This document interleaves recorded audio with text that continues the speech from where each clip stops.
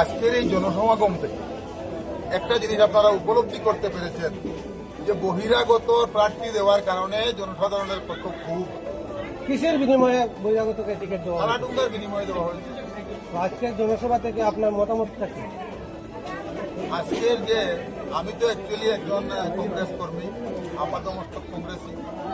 আমি তো নির্বাচনে লড়ার কোনো ইচ্ছাই ছিল না, কারণ আমি জেলা পরিষদ প্রতিনিধি 3 বারে।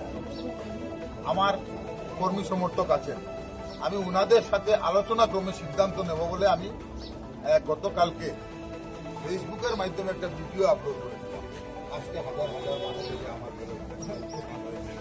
এবং ওনারা মতামত দিয়েছেন যে আমাকে ইলেকশন লড়ার জন্য, এবং এটাও মতামত দিয়েছেন যে নির্দল হিসাবে প্রতিদ্বন্দ্বিতা করার জন্য, কারণ আমরা সবাই কংগ্রেসী, আমরা ইনশাল্লাহ জিতবো, জিতে আবার কংগ্রেসে আমরা যোগদান করব।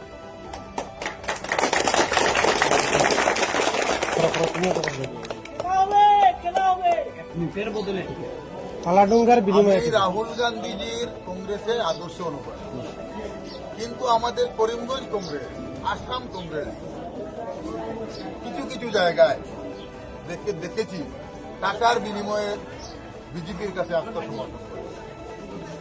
অনেক উদাহরণ আছে আপনাদের সম্মুখে। আজকে তো আমি বললাম একটু আগে, আজকে আপনারা দেখেছেন যেটা, এটা তো জাস্ট ট্রেলার, পিকচার আমি পাচ্ছি। প্রার্থী কে হচ্ছেন আপনাদের স্বামী স্ত্রী দুজনের মধ্যে? জনসাধারণ ঠিক করে দিয়েছেন প্রার্থী কবির আহমেদকে। তাহলে আপনি কি নির্দলীয় হিসাবে লড়বেন না কোনো দল থেকে? না, নির্দল হিসাবে লড়বো, কারণ আমরা কংগ্রেস আবার কংগ্রেসে যোগদান করবো। আমার সমর্থক সবাই কংগ্রেস। একমাত্র বিক্ষুব্ধ হয়েছেন জনসাধারণ এই যে বহিরাগতকে প্রার্থী দেওয়ার জন্য।